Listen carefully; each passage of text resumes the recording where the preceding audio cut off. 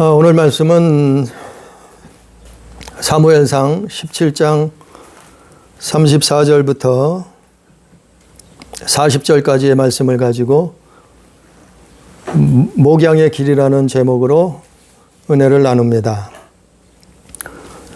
우리가 성경을 볼 때 구약 성경도 마찬가지고 신약 성경도 마찬가지고 성경에 교회를 운영하고 교회를 다스리고 치리하는 그 모든 것들을 목양이라고 성경은 말씀하고 있어요. 그런데 이 오늘 말씀에 보면은 다윗이 구약 시대에 어떻게 그가 목양을 했는가, 이 말씀을 통해서 그 아주 놀라운 비밀이 이 말씀 속에 숨어 있어요. 숨겨져 있어요. 그래서 다윗을 통해서 우리 교회의 모습을 봐야 되고 또 그 목양의 길을, 목양의 모습을 점검해 봐야 된다고 봅니다. 그래서 오늘 본문 말씀에 보면은 참 이 말씀을 준비하면서 이 말씀을 전해야 되나 말아야 되나 이런 고민을 했어요. 왜냐하면 나도 이렇게 못 살았기 때문에, 나도 이렇게 못했기 때문에, 정말 하나님이 기뻐하시는 목양을 하지 못했기 때문에 후회도 되고 또 회개도 하고 그런 마음으로 말씀을 준비했어요. 오늘 말씀에 보면은 사무엘상 17장 38절부터 보면은 다윗이 양을 키우는데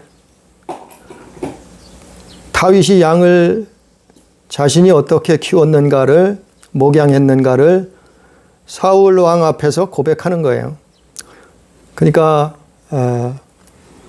그가 소년 시절에, 그가 어린 시절에 어떻게 목양을 했는가. 38절에 보면 다윗이 사울에게 말하되 주의 종이 아버지의 양을 지킬 때에, 그가 어떤 때요? 아버지의 양을 지켰다 그랬어요. 이것도 의미가 있는 말씀이죠. 다윗이 자기 아버지의 양을 지키고 있을 때, 그 다음에 그가 양을 지키고 있는데 사자나 곰이 왔다는 거예요. 사자나 곰이 왔어요. 사자나 곰만 왔겠어요? 이리도 왔겠죠. 늑대도 왔겠죠. 사자와 곰이 왔다는 거예요. 아버지의 양을 지키는데 사자와 곰이 왔다는 거예요. 그래서 그 사자와 곰이 와서 양떼 중에서 새끼를 물어가면, 이놈들은 항상 우리가 TV를 보거나 영화를 볼 때 나오죠. 항상 사냥을 할 때 가장 약한 자를 공격해요. 그래서 대부분이 동물들이, 사자가 사냥을 할 때 어떻게 해요?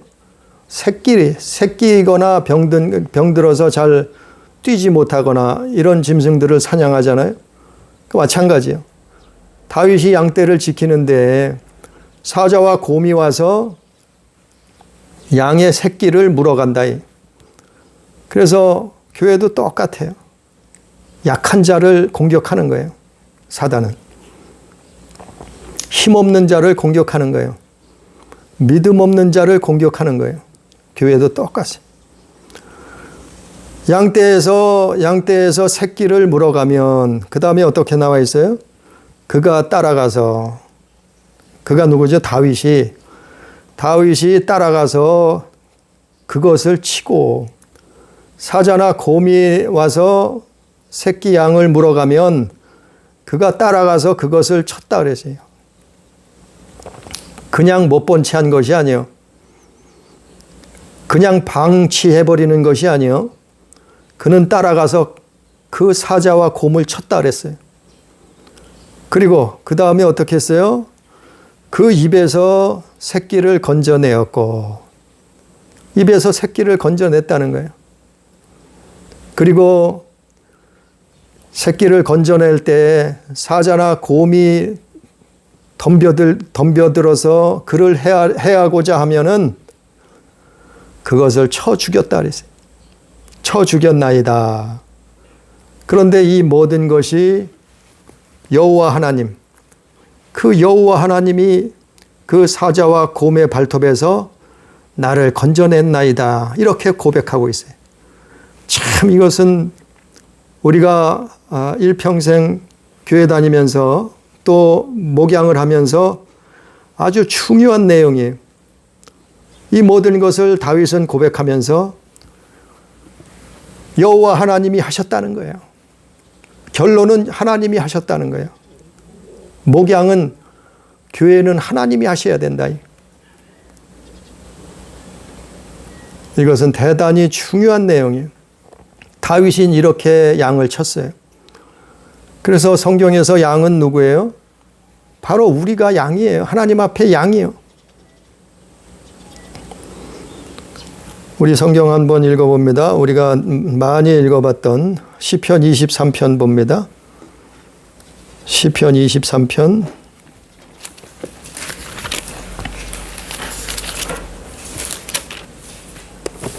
다윗은 고백하죠.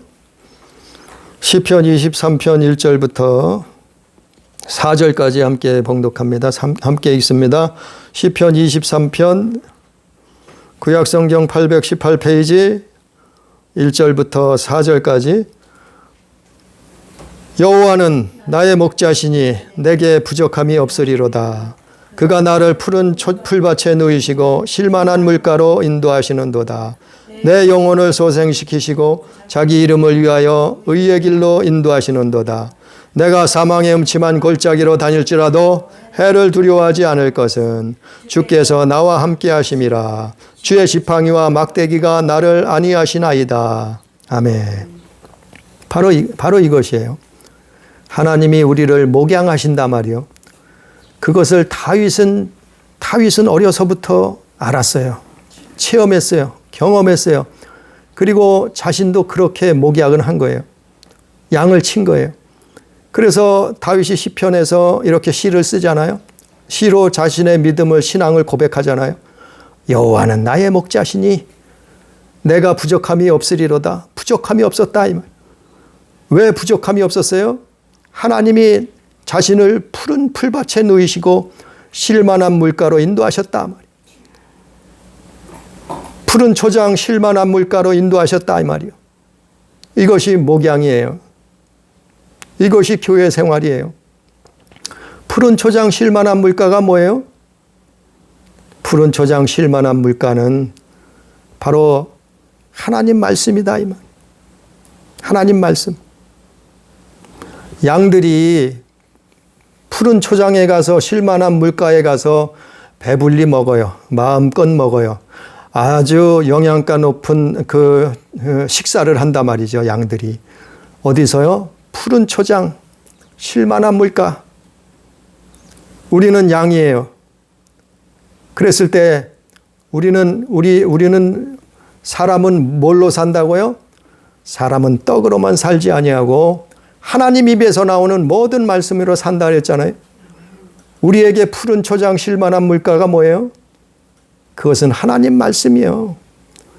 우리가 하나님 말씀을 먹는 것이 푸른 초장 쉴만한 물가에 가서 먹는 거예요. 우리는 하나님의 말씀을 먹어야 살아요. 푸른 초장 쉴만한 물가로 나아가야 돼요. 그것을 다윗이 고백하는 거예요. 그가 나를 푸른 초장에 누이시며 쉴만한 물가로 인도하신다. 이것이 목양의 길이에요. 이것이 또한 교회 생활이 돼야 된다는 거예요. 그러면은 어떻게 돼요? 푸른 초장 쉴만한 물가. 그 다음에 어떻게 된다고요? 시편 23편 3절에 보면 내 영혼을 소생시키시고 의의 자기 이름을 위하여 의의 길도 인도하시는도다. 그러니까 푸른 초장 쉴 만한 물가로 인도되면은 어떡한다고요? 우리의 영혼이 소생되고 소생시키시고 당신의 이름, 하나님의 이름을 위해서 우리를 의의 길로 인도하신다는 거예요. 우리를 의의 길로 인도하신다는 거예요. 우리 영혼을 소생시킨다는 거예요. 어디서요? 푸른 초장 쉴 만한 물가. 그러면 이 푸른 초장 쉴 만한 물가가 어디예요? 바로 오늘날은 이 다윗 시대에는 바로 여호와 하나님이죠. 그러나 지금 우리가 사는 이 시대에는 2000년 전 예수님 이후로는 푸른 초장 쉴 만한 물가는 예수 안에 있는 거예요. 예수 안에 사는 거예요. 주님 안에 거하는 거예요. 거기가 푸른 초장 쉴 만한 물가예요. 우리는 이 광야 같은 세상에서 정말 푸른 초장 쉴 만한 물가가 어디 있겠어요? 아무 데도 없어요. 오직 하나님 품 안에, 오직 예수 안에 푸른 초장 쉴 만한 물가가 있는 거예요. 그래서 목자는 어떻게 해야 돼요? 교회는 어떻게 해야 돼요? 목양은 어떻게 해야 돼요? 예수께로 인도해야 돼요. 예수께로 인도하는 것이 목양이에요. 예수 안에 살게 하는 것이 목양이라니까요. 교회는 예수 안에 거해야 돼요. 예수 안에 거하는 것이 뭐예요? 그분의 말씀으로 사는 거예요. 그분의 말씀으로 순종하는 거예요. 그분을 사랑하는 거예요.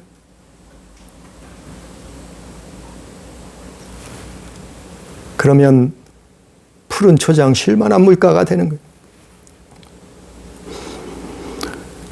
그래서 다윗은 그걸 말하고 있는 거예요. 구약 성경에서 다윗은 소년 시절부터 아버지의 양을 쳤단 말이요. 지켰단 말이요.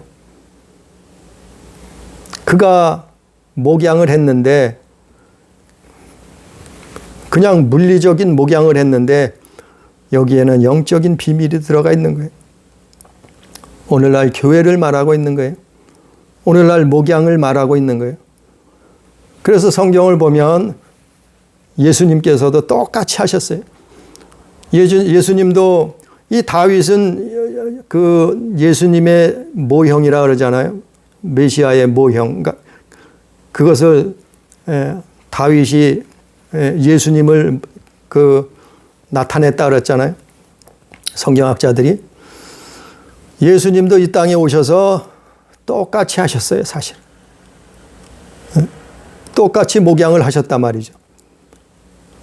무엇을요? 푸른 초장 쉴 만한 물가로 인도하셨다. 그것이 말씀이요. 그리고 그것이 기도예요. 예수님이 낮에는 뭐 하셨어요? 낮에는 말씀을 가르치셨어요. 낮에는 말씀을 먹이셨어요. 어디서요? 회당과 여러 마을을 고을을 돌아다니면서 예수님은 말씀을 먹이셨어요. 가르치셨어요. 수많은 백성들에게, 사람들에게 말씀을 가르치셨다. 이게 푸른 초장이에요. 이것이 쉴만한 물가예요. 그리고 밤에는 뭐 하셨어요? 밤에는 예수님이 뭐 하셨어요? 기도하셨어요. 그래서 누가복음 6장 12절에 보면 예수께서 철야하면서 기도하셨어요. 또 마가복음 6장 45절 46절에 보면 예수님은 산에 올라가셔서 산기도를 하셨어요. 또 마가복음 1장 35, 36절에 보면 예수님은 새벽에 일어나셔서 새벽 미명에 일어나셔서 기도하셨다. 새벽 기도하셨다. 왜 그분이 이렇게 예수께서 기도하셨느냐 말이죠. 이게 목양이에요. 이게 목양. 낮에는 말씀을 먹이시고 가르치시고 전하시고 그 살아있는 말씀을 양들에게 우리 영혼에 양식을 주신 것이죠. 먹이시고 밤에는 뭐 하셨어요? 기도하셨다니까요. 기도가 뭔가 하면은 기도라는 것은 양을 지키는 거예요. 목양하는 거예요. 밤새 양을 지키는 거예요. 다윗이 뭐 했다고요? 밤새 아버지의 양을 지켰다 그랬어요. 이것이 목동이에요, 목동. 이것이 목자예요, 목자. 왜? 밤에는 이리가 오거든요. 밤에는 사자가 와요. 밤에는 곰이 찾아와요. 양들을 물어가기 위해서. 사자가 뭐예요? 곰이 뭐예요? 이리가 뭐예요? 사마귀예요, 사마귀. 그것을 말한 거예요. 그래서 예수님은 이렇게 밤에 기도하셨어요. 당신도 밤에 기도로 양떼들을 지키는 거예요. 지키시는 거예요. 그래서 낮에는 가르치시고 낮에는 풀을 초장 쉴만한 물가로 인도하시고 이게 목양하고 똑같잖아요. 양치는 사람들하고 목동하고 똑같잖아요. 목동들이 낮에는 어떻게 해요? 양떼를 이끌어서 푸른 초장으로 쉴만한 물가로 인도하잖아요. 그리고 밤에는 어떻게 해요? 밤에는 우리로 들여서 그 양들을 지킨단 말이죠. 우리가 없으면은 들판에다 모아놓고 양들을 지킨단 말이에요. 밤새도록 지켜야 된다. 그 지키는 것이 뭐라고요? 기도예요. 기도 바로. 기도로 지키는 거예요. 기도로. 철야, 그래서 예수님도 철야 기도하시고 산 기도하시고 새벽 기도를 하셨다는 거예요.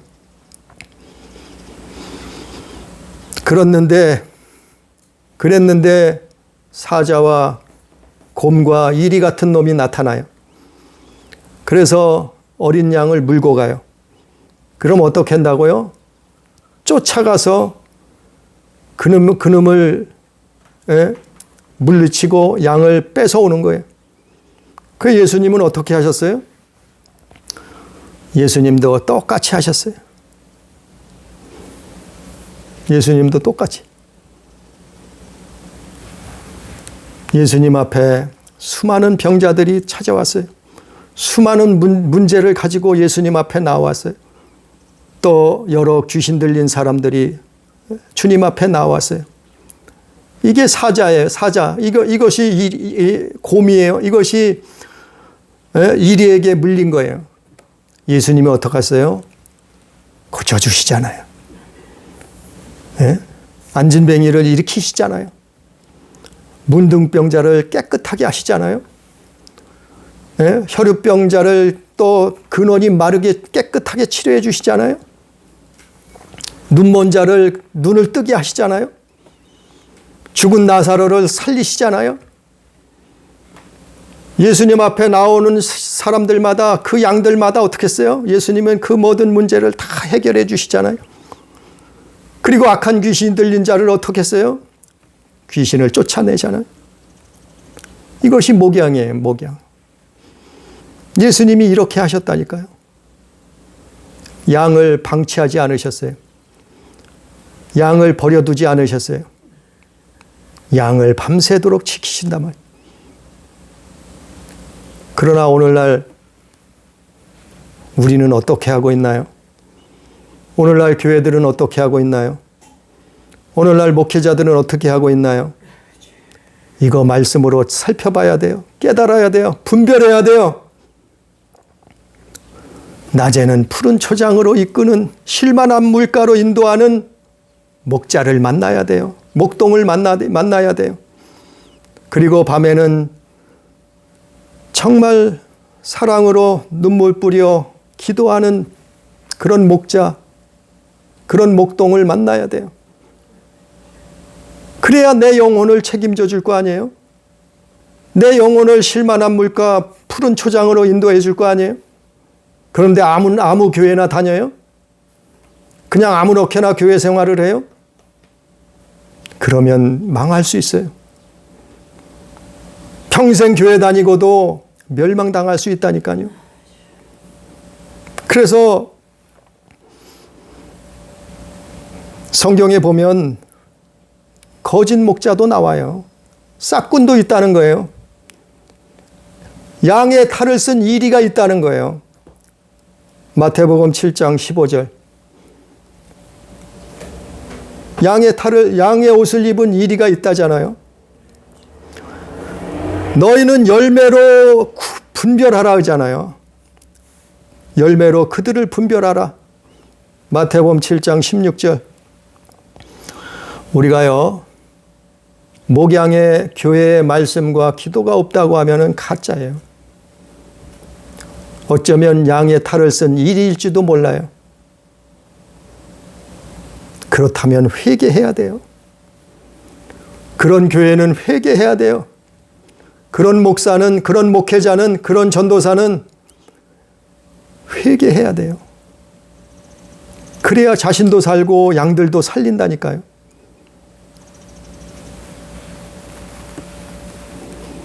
그래서 누가복음 12장 42절에도 보면 때를 따라 양식을 나눠줄 자가 누구냐? 주님께서 찾으시는 거예요. 때를 따라 내 양들에게 양식을 나누어 줄 자가 누구냐? 주님이 찾으신다는 거예요. 그러나 거짓 목자들은요, 양의 옷을 입은 이리들은 양을 때려요. 그리고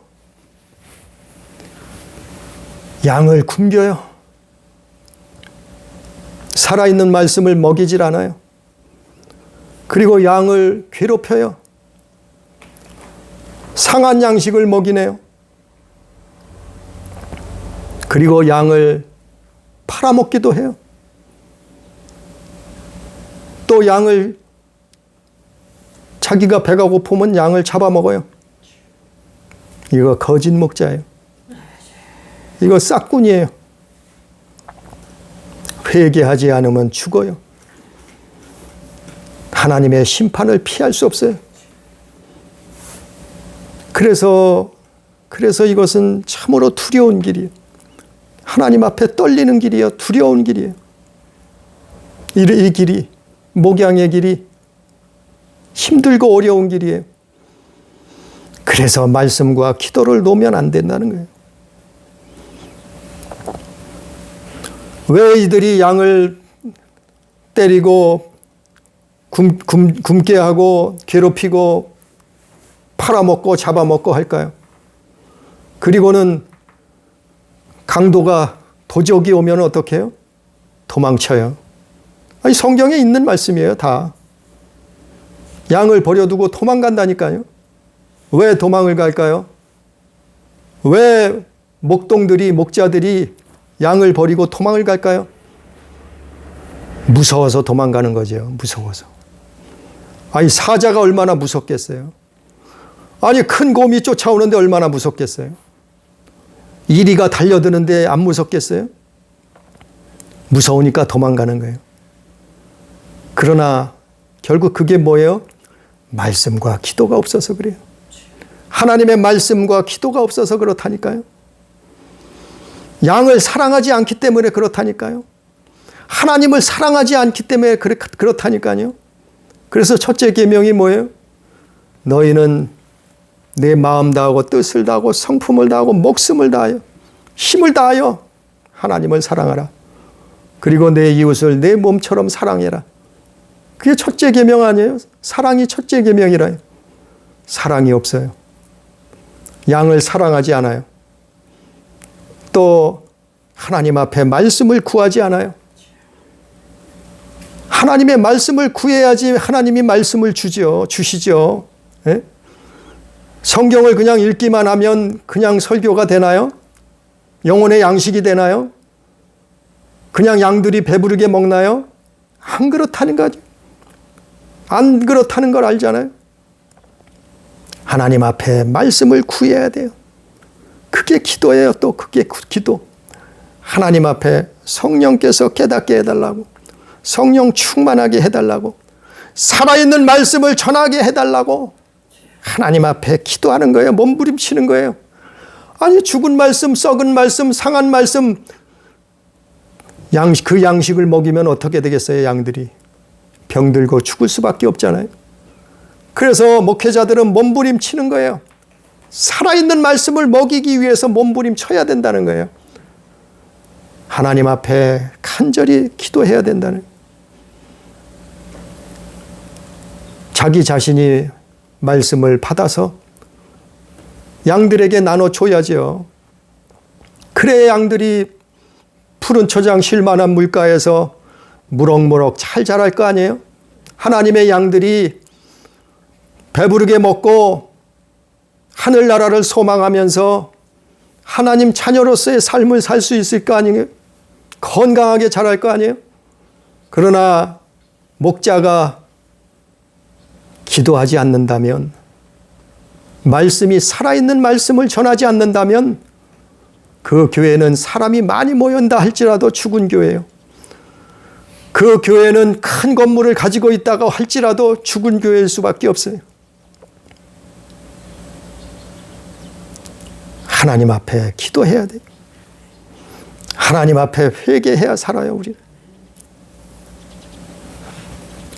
그래서 양들도요, 우리도요, 기도해야 분별이 돼요. 분별해야지. 아니, 양의 탈을 쓴 일인지 어떻게 알겠어요?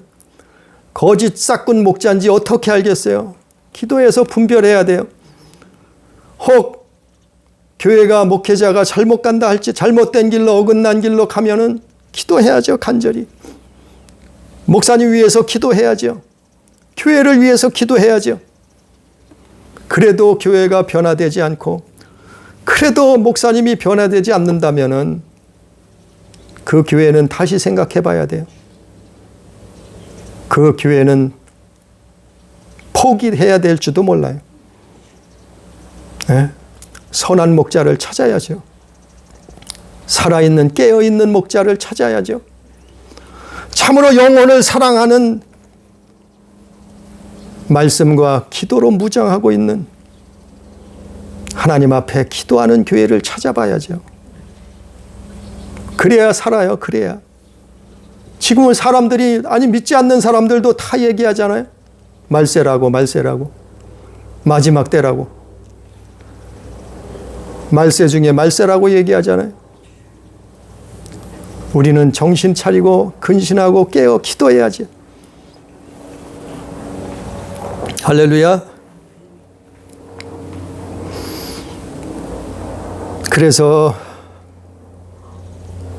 예수님은 그렇게 목회하셨어요. 예수님은 그렇게 목양을 하셨어요. 그리고 누구를 키워내셨어요? 12 제자를 양육하셨어요. 12의 양을 키우셨어요. 예수님은, 아니, 그분은 창조자시에요. 우주 만물의 주인 되시는데 그분이 오셔서 겨우 12명을 제자로 키우셨어요.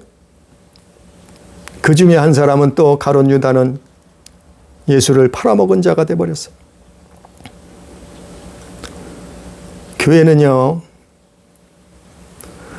무조건 사람이 많이 모인다고, 건물이 크다고 정말 하나님이 사랑하시는 교회일까요?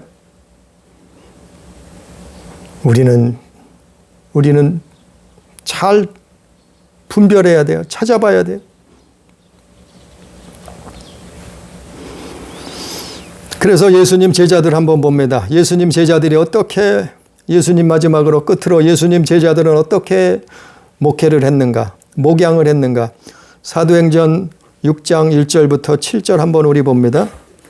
신약성경.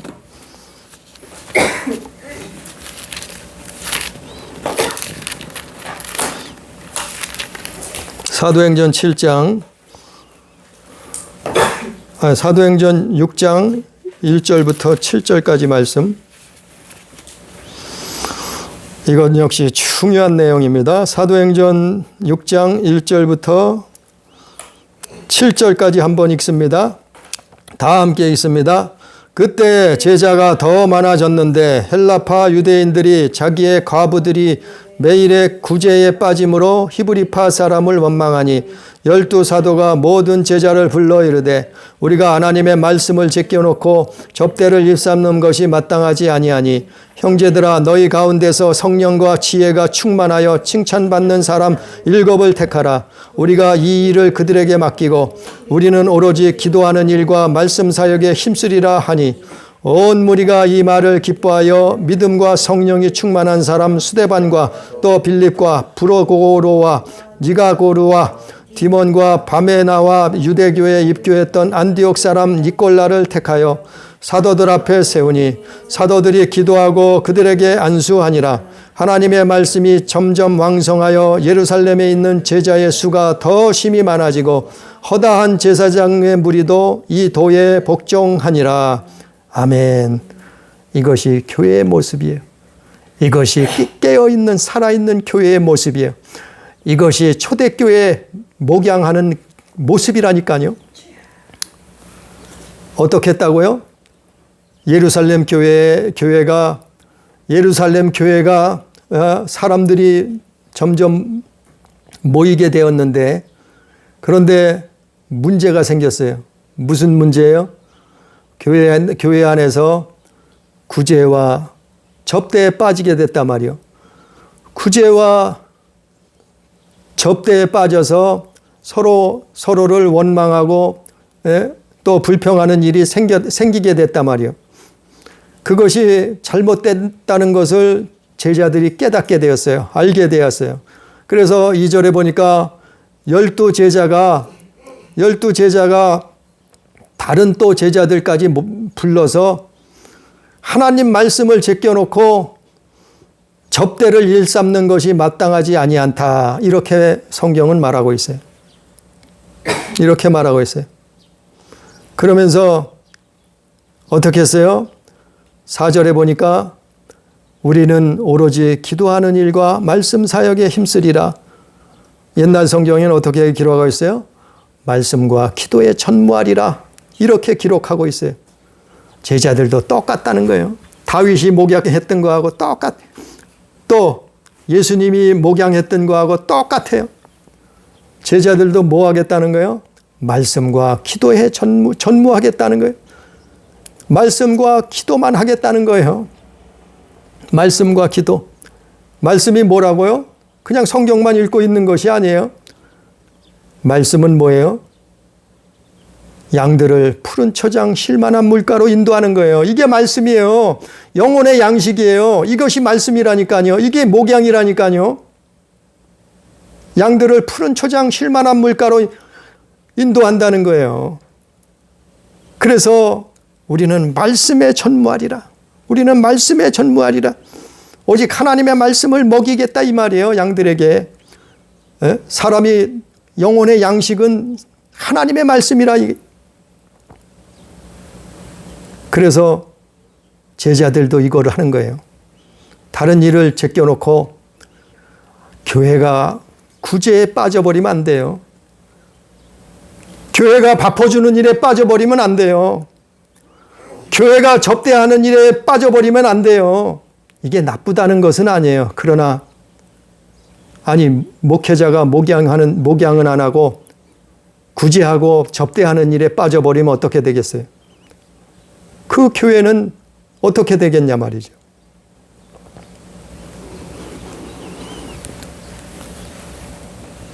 교회가요, 말씀과 기도에 전무해야 되는데, 교회가 잘 먹고 잘 사는데 빠져 있으면 어떻게 되겠어요? 교회가 기복신앙에 빠져 있다면 어떻게 하겠어요? 교회가 사람만 많이 끌어모으는데 빠져 있다고 하면 어떻게 되겠어요? 교회가 예배당 건축하는 데만 빠져 있다고 하면 어떻게 되겠어요? 교회가 자기 세를 확장하는 데만 빠져 있다고 하면 어떻게 되겠어요? 요즘 그것이 보이잖아요. 요즘 그것이 들리잖아요. 다 들려와요. 다 보여져요. 교회들이 목회자가 말씀과 기도에 말씀과 기도에 전무해야 되는데 엉뚱한 일에 빠져 있어요. 그러면 그 교회들이 어떻게 되겠어요? 그 양들은 어떻게 되겠냐 말이죠. 사자와 곰과 이리에게 끌려가지 않겠어요? 겉으로 보기는 멀쩡하죠. 겉으로 보기는 아주 부요한 것 같죠. 그러나 그들의 영혼이 어떻게 되겠냐 말이죠. 그래서 예수님 12 제자들은 모여서 사도행전 6장 4절에 그렇게 말하고 있는 거예요. 우리가 구제에 빠져 있으면 안 되겠다. 우리가 접대에 빠져 있으면 또 안 되겠다. 오직 우리는 오로지 기도하는 일과 말씀 전하는 사역에 힘써야 되겠다. 그게 목양이라니까요. 그게 교회요. 그게 목회자의 일이라니까요. 아니 목회자가 이것은 지난날 나의 삶이에요. 하나님 앞에 회개했어요. 정말 하나님 앞에 회개했어요. 아니 목회자가 문화생활 한다고 쫓아다닐 시간이 어디 있겠어요? 아니 목회자가 골프 치러 다닌다고 예배 끝나고 돌아다닐 시간이 어디 있겠어요?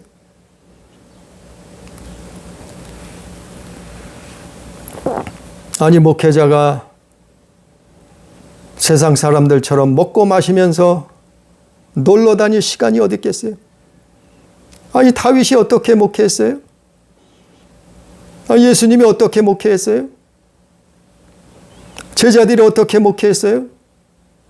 그들은 말씀과 기도로, 오직 말씀과 기도로, 말씀으로 푸른 초장 쉴만한 물가로 양들을 인도했고 기도함으로 밤새도록 양들을 지켰다니까요.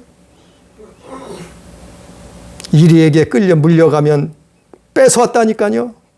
그들을 때려잡고 양들을 구해냈다니까요. 그게 뭐예요? 가서 병든 자를 붙들고 기도하는 거예요. 가서 귀신을 쫓아내 버리는 거예요. 가서 문제 있는 자들을 붙들고 하나님 앞에 간절히 기도해 주는 거예요. 그게 목회자의 사명이요. 그것이 목회자의 능력이요. 말씀과 기도의 능력이에요. 말씀과 기도가 없으니까 그걸 안 하지요. 놀러 다니죠. 문화생활 해야 된다고 다니죠. 먹고 마시러 다니죠. 말씀과 기도가 없다니까요. 말씀과 기도가 있다고 하면은 가서 병자를 위해서 기도해주고, 가서 귀신을 쫓아내주고, 가서 문제를 해결해주고, 자신이 능력이 없다고 하면은 붙들고 눈물 뿌려 기도해야죠. 함께 기도해야죠. 함께 아파해야죠. 양을 사랑해야죠. 능력이 없다고 하면 사랑으로 품어야, 사랑해야죠. 이것이 참 어려운 일이에요. 그러나 해야 돼요. 그렇지 않으면 목사 사표 내야죠. 그런 사표 내야 돼요.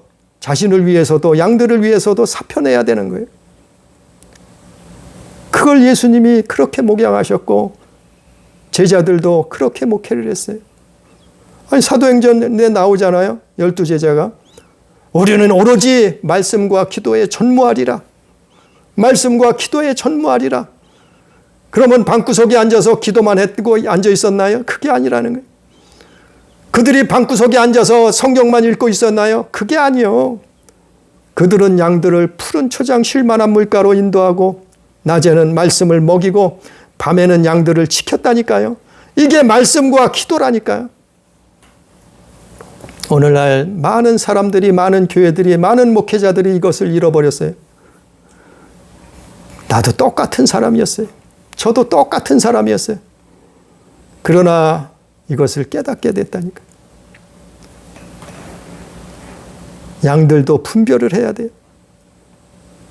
그래서 정말 선한 목자가 누군가, 정말 하나님이 사랑하시는 교회가 어딘가, 정말 깨어있는 살아있는 교회가 어딘가, 기도해야 된다니까요. 그래서 성경을 보면 예수님 이 땅에 처음 오실 때 초림 때 누가복음 2장 8절부터 20절까지 보면 예수님이 어린 아기로 이 땅에 오실 때, 태어나실 때 그 일을 설명하고 있어요. 누가복음 2장 8절부터 20절까지 보면 그 지역의 목자들이 밤에도 밖에서 자기 양떼를 지키더니, 예수님 오실 때도 똑같았어요. 그 지역의 목동들은 밤에도 밖에서 자기 양떼를 지키고 있었어요. 에? 졸지 않고 자지 않고 양떼를 지키고 있었어요. 양떼를 지키는 모습이에요. 이것이 기도예요. 이것이 목양의 모습이에요. 그랬을 때 어떻게 되었어요? 수많은 천군 천사들이 예수님, 아기 예수가 태어나시는 그곳에 나타나서 그분을 찬양했고, 또 이 목동들에게 메시아가 오시겠다는, 아기 예수가 태어난 소식을 전해줬어요. 그것이 성경에 나와 있잖아요. 바로 베들레헴에 너희가 그렇게 수천 년을 기다리고 사모하던 예수께서, 메시아가 태어나신다. 너희는 가서 경배하라. 너희는 가서 영접하라. 너희는 가서 찬양하라. 천사들이 가르쳐 줬잖아요. 그래서 목동들이 달려가서 그분을 보고 하나님을 찬양했어요. 똑같습니다. 똑같아요. 예수님 다시 오실 때 우리의 모습이 이런 모습이 돼야 돼요. 목회자의 모습이 이런 모습이 돼야 된다니까요. 그 지역 목자들이 밤에도 밖에서 자기 양떼를 지키더니, 우리도 하나님 말씀으로, 하나님 기도로, 하나님 앞에 기도로, 말씀으로 목양을 하다가, 교회를 지키다가, 양들을 지키다가 주님 다시 오실 때 그분을 만나는 거예요. 그러면 그분이 살아계신 하나님께서 정말 잘했다, 수고했다 칭찬하실 거 아니에요. 이것이 목양의 길이요. 이것이 목회의 길이요. 이것이 교회의 모습이 되어야 돼요. 우리 성도의 삶도 하나님 앞에 말씀과 기도로, 하나님 앞에 말씀과 기도로 깨어 있으므로 주님 오실 때 주님을 기뻐 영접할 수 있는, 우리의 목숨이 다할 때 예수님이 기쁘셔서 우리를 맞이할 수 있는 그러한 삶을 사는 우리 모든 교회, 우리 모든 성도가 다 되기를 주님의 이름으로 축복합니다. 기도합니다. 거룩하신 하나님 아버지, 은혜를 감사를 드립니다. 아버지, 우리가 오늘도 하나님의 말씀과 기도로 목양을 한다는 것을 들었습니다. 배웠습니다. 아버지, 깨닫게 해 주시옵소서. 아버지, 성령께서 가르쳐 주시옵소서. 우리가 어떻게 하나님 앞에 살아야 되는 것과, 또한 우리가 어떻게 교회 생활을 하며 목양을 해야 되는가를, 아버지, 우리는 하나님 앞에 모두가 양들입니다. 우리를 주님께서 불쌍히 여기시고, 우리를 긍휼히 여기시사, 아버지 하나님 앞에 말씀과 기도로 깨어 있음으로 말미암아 주님 앞에 가는 그날, 주님 앞에 다시 서는 그날, 주님께서 기쁘게 맞이하는, 주님께서 반갑게 맞이할 그러한 믿음의 삶을, 성도의 삶을, 양된 삶을 아버지 살 수 있도록 도와주옵소서. 하나님 인도해 주옵소서. 오늘도 두서없이 말씀을 증거했을지라도 주의 성령께서 깨닫게 하시고 아버지 하나님 순종할 수 있는 믿음을 주시옵소서. 함께 하시는 모든 은혜를 감사하며 예수님 이름으로 기도드리옵나이다. 아멘.